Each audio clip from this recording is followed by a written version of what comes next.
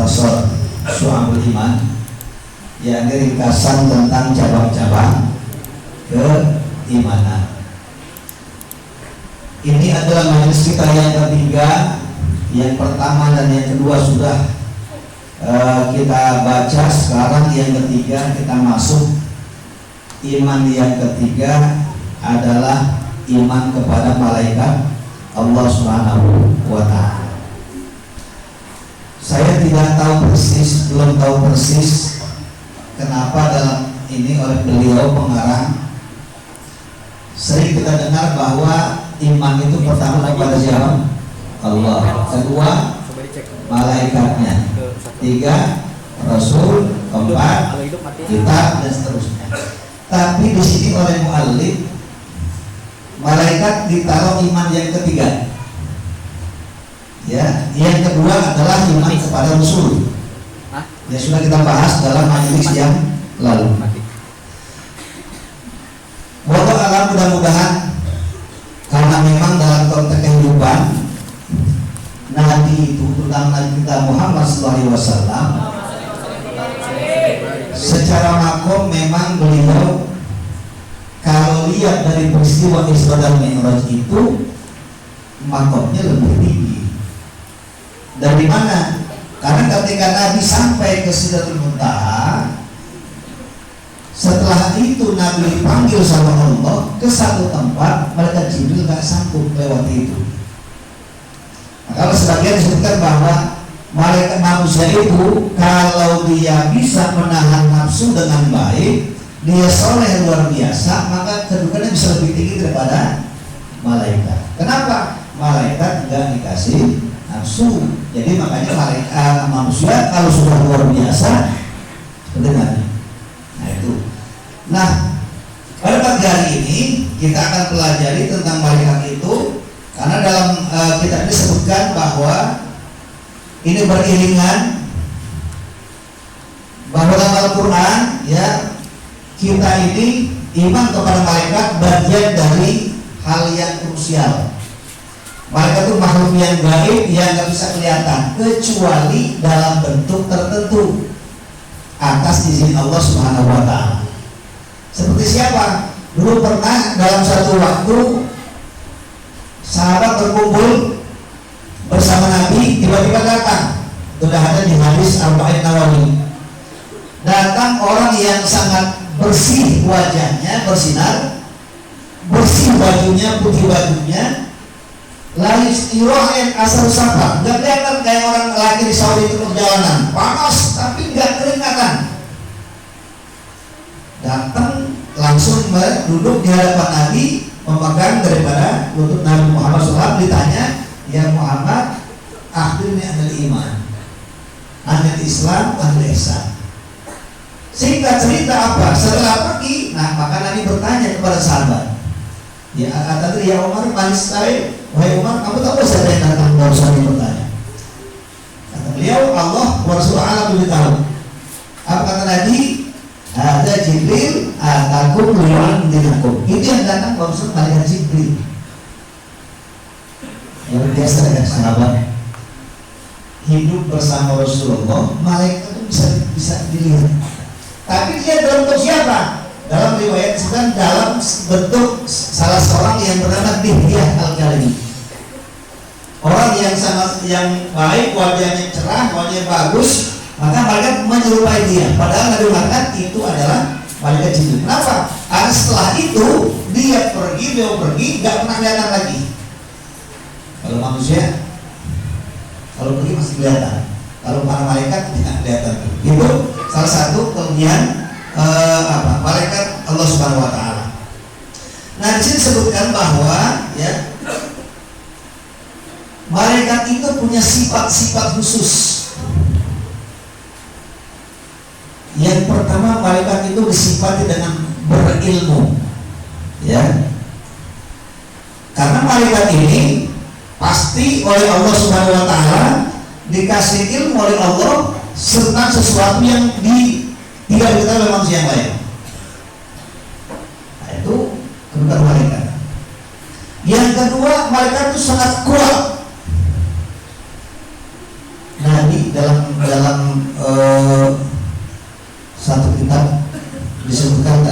satu riwayat Nabi pernah diizinkan untuk menceritakan keadaan malaikat penyangga arasy.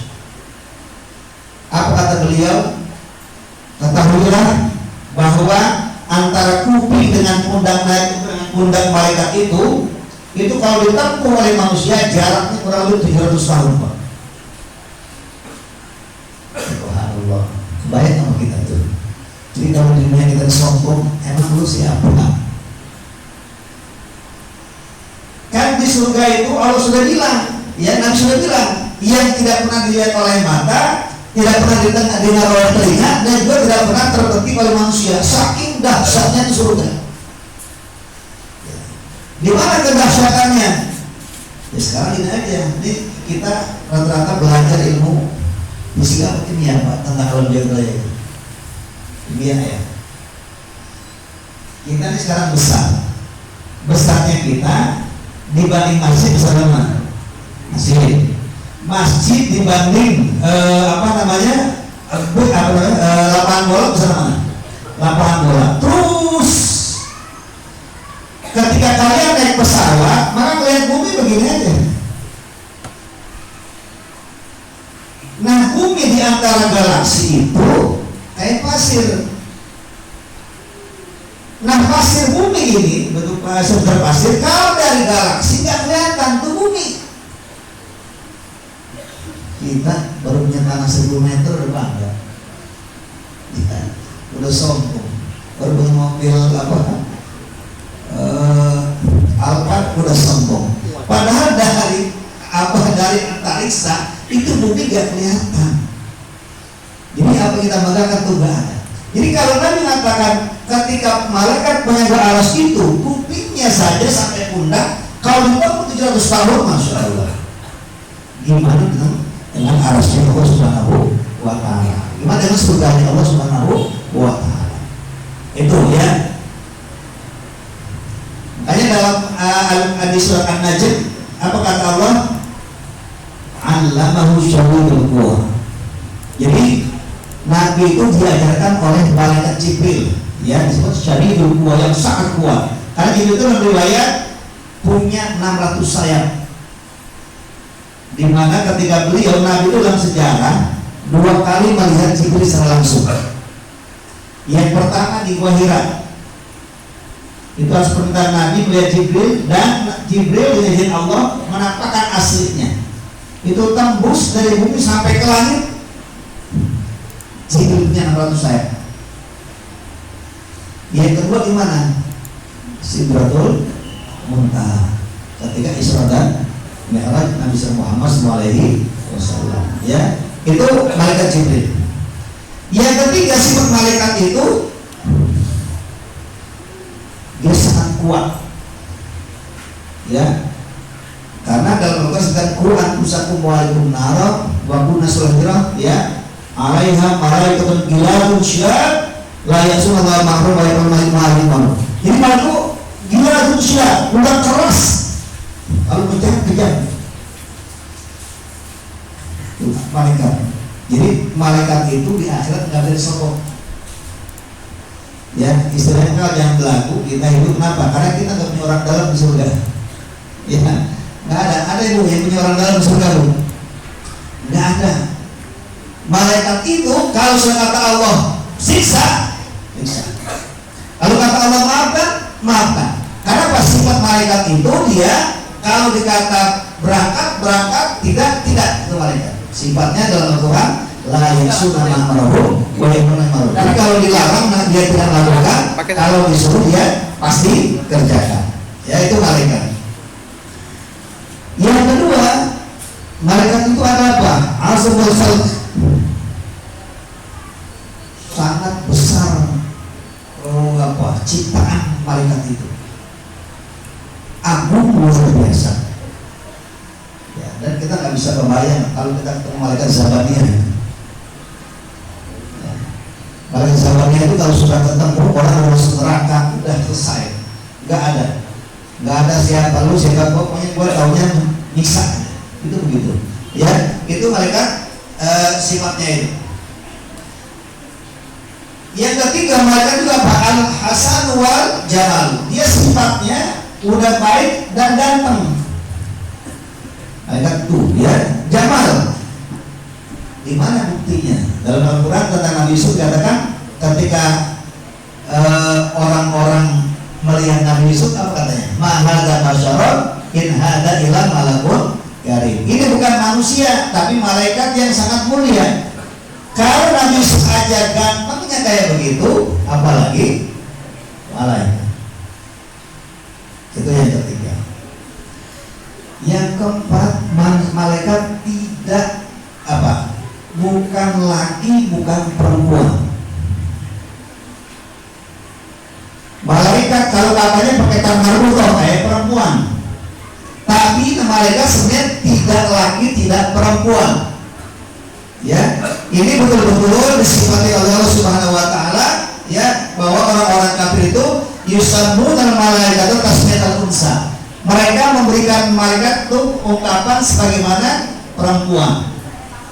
Ya, malaikat bukan laki bukan perempuan. Makanya malaikat tidak punya nafsu. Datang ke laki-laki dia nggak naksir, datang ke perempuan dia nggak nafsu. Itu laki-laki malaikat tuh. Makanya malaikat tuh kita mandi, orang laki mandi dia biasa. Kalau mandinya dia nyanyi-nyanyi dia tahu catat amal-amalnya itu. Kalau ada perempuan di kamar mandi nyanyi juga sama malaikat mah tulis aja, ya si Fatimah lagi ngapain gitu kan. Tahuan itu. Karena malaikat mah tidak punya hawa nafsu. Itu sifatnya malaikat. Dan malaikat Allah Subhanahu Wa Taala itu, ya, sifat-sifatnya yang kedua adalah beliau ini malaikatnya tinggalnya di langit. Malaikat tidak bisa ke bumi kecuali atas izin Allah Subhanahu Wa Taala. Gak bisa kecuali kalian tertentu. Karena malaikat ini khusus menghuni langit. Jadi dalam hadis itu disebutkan dalam syarah Shu'abul Iman yang lain bahwa malaikat itu punya kabilah dari jenis jin, dan dari jin itulah lahir iblis. Ya, jadi malaikat itu punya kabilah, ya, punya sebagian kabilah, dan itu isinya adalah jin. Karena jin itu dulu termasuk dalam malaikat. Lalu dari jin itu lahirlah iblis. Iblis itu doanya makbul. Di mana makbulnya? Dia minta sama Allah untuk dikasih waktu hidup sampai hari kiamat dan dikabulkan. Ini ngajarin nih ya, ngajarin semua nih para jamaah kita semua. Kalau iblis saja doanya dikabulin, apalagi bagi siapa? Apalagi orang beriman. Ya, makanya kita dalam hidup kalau punya masalah jangan lupa berdoa. Jika punya masalah juga kudu berdoa. Jadi punya masalah berdoa, tidak punya masalah juga berdoa. Kalau kita berdoa cuma saat punya masalah, nanti kalau nggak punya masalah Allah tidak mau tolongin. Ya, jadi orang yang hebat dalam keadaan senang dia berdoa, dalam keadaan dia sulit pun dia berdoa pada Allah Subhanahu wa Ta'ala. Memang malaikat ini yang kita tahu ada berapa? 10. Ya. Di Al-Quran itu yang disebut dari yang kita tahu kan Jibril, Mikail, Israfil, Munkar, Nakir, Rokir, Atik, Malik. Di Al-Quran yang disebut dari semua cuma 3. 1 Jibril, kedua Mikail. Makanya kalau orang Barat ngasih nama Mikail itu Michael, ya, Michael. Orang kita nggak ada kalau Michael itu apa ya? Adanya apa? Kaila. Mikaila itu Kaila. Cuma orang kita kadang begitu, penting bahasa Arab dikasih nama Kaila Naura. Artinya apa itu? Kaila itu artinya kan agar tidak, Naura asal dulu kalau orang kita tuh kalau Nur Munawaroh, namanya Siti Munawaroh. secara modern gasnya apa? Naura. Padahal kalau diartiin kayak naura, maka agar dia tidak bercahaya. Ya. Jangan namain anak kayak naura. Karena kalau secara makna kaitlah naura, agar anak itu tidak bercahaya, kan gak mau kita. Ya, itu pentingnya kita paham. Jadi yang penting apa? Ya tadi namanya sambung misalnya, ya. Misalnya apa? Naura Kamila. Jadi cahaya yang sempurna. Itu bagus. Kalau Kaila Naura, ya agar nggak bercahaya, gitu ya. Jadi disebutkan makana aduwalillah wa malaikatihi wa rusulihi wa jibril wa mikala fa'ilatu Jibril. Jadi disebut Jibril dan Mikael. Yang ketiga yang disebut juga adalah Malik. Ya Malik yang gerana Rabbuk qala innakum makisun. Dia pada saat masuk neraka, orang ahli neraka berkata, wahai malaikat Malik, coba kalau Allah kasih kami apa? Kedudukan keputusan. Apa kata malaikat Malik? In qala innakum makisun, udah lu tinggal di sini aja Pak, di neraka. Nah yang masalah ini Israel itu nggak ada Israel. Israel itu adanya cuma di Israelian, nggak ketemu tuh. Sampai sekarang saya punya belum ketemu. Di Al-Quran pasti nggak ada Israel. Yang kedua dia harus belum ketemu Israel. Karena bahasa Al-Quran tentang malakul maut itu bahasanya satu, malakul maut. Ya, jadi malaikat Israel yang kita sering baca, malaikat mencabut nyawa itu dalam Al-Quran yang ada cuma malakul maut namanya. Ada juga Al-Hafazah, ya, ada Sayyahun. Ini para malaikat nama-namanya yang tidak kita kenal. Tapi sebenarnya malaikat itu semuanya kumpul di arsy Allah Subhanahu Wa Taala di atas langit sesuai dengan tugas masing-masing. Ada malaikat yang terus sampai hari kiamat dia sujud terus. Yang diperdebatkan oleh sebagian adalah Harut Marut. Udah ganti kamera. Ya, dalam kisah Sulaiman itu, ya ada yang mengatakan dia termasuk malaikat, ada yang mengatakan dia bukan malaikat, ya. Tapi itu semua perdebatan. Saya nggak mau terlalu panjang jauh karena itu sedikit sekali riwayat yang kuat yang bisa menetapkan, bisa kita pegang bahwa informasi tentang Harut Marut ini tidak banyak dalam riwayat itu. Sehingga kalau kita salah menyampaikan bahaya. Apa itu bagian daripada ayat Al-Quran. Ya. Jadi malaikat ini sifatnya dari apa? Tidak akan pernah maksiat kepada Allah Subhanahu Wa Taala.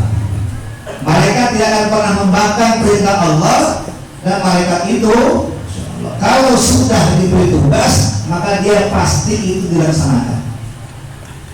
Makanya indah sekali orang beriman itu nanti kalau ke surga itu kata malaikat, Assalamualaikum Tibtum 42 khalidin. Selamat buat kalian, Masya Allah. Tibtum dulu masih hidup berbuat baik, ya, berbuat kebajikan, ibu-ibu sama suaminya taat, suami sama istri bertanggung jawab, anak sama orang tuanya taat, sama gurunya taat, guru sama muridnya bagus, baik. Kalau meninggal, Assalamualaikum Tibtum. Ya, kayak kemarin tuh saya sedih gitu. Sedih tuh gini, kita orang muslim yang asli, dalam arti gini, bapak kita muslim, ibu kita muslim, tapi sedekah kita dikit. Kemarin Stephen Mu'alaf, kepala Mu'alaf Center, meninggal pada sholat Isya, belum lama jual rumah motornya untuk sedekah. Bahkan waktu saat COVID itu dia hampir menjual kurang lebih 12 miliar buat beli APD, masker, sebagainya, disumbangin semuanya. Coba kita Jumatan aja nih, Jumatan duit 2.000 paling jelek udah merobek. Ya bro, itu kadang masuk surga cepet-cepet. Itu dia tahun 81 berarti berapa umurnya? Ya kurang lebih 40 berapa? Ya hampir 40 tahun, Masya Allah. Meninggal pada sholat isya, luar biasa. Ya, jadi orang-orang baik itu kadang memang umurnya kadang nggak Allah panjangkan. Walaupun ada yang banyak yang panjang. Kenapa? Karena kalau sudah begitu cinta sama hambanya, udah jangan tinggal dunia lama-lama. Ayo pulang. Nah, ini belajar buat kita semua bahwa dalam hidup ini adalah kita berbuat baik sesuai dengan kemampuan kita, karena kita ini akan kembali pada Allah Subhanahu wa Ta'ala. Nah, para malaikat ini ya semuanya malaikat itu yang paling utama adalah malaikat Jibril alaihissalam. Dalam artian Jibril ini adalah ditugasi sangat mulia karena beliau menurunkan wahyu dari Allah Subhanahu wa Ta'ala, menyampaikan wahyu dari Allah, dan beliau yang paling banyak berdialog dengan para nabi, terutama adalah Nabi Muhammad sallallahu alaihi wasallam. Dan dalam sebuah riwayat seperti itu bahwa malaikat maut itu kalau sudah datang kepada orang yang meninggal, kalau dia datang kepada yang mati suruh khotimah, maka dia dalam bau yang sangat busuk luar biasa. Makanya orang kalau mati itu nggak bisa ngomong. Ya bu, begini. Kadang kalau keluar kan kadang-kadang jelas tuh. Apa maksudnya usah? Karena itu mata lagi ngeliatin tuh. Orang lagi diambil. Saking kagetnya melihat malaikat yang paling gila, coba bayangin.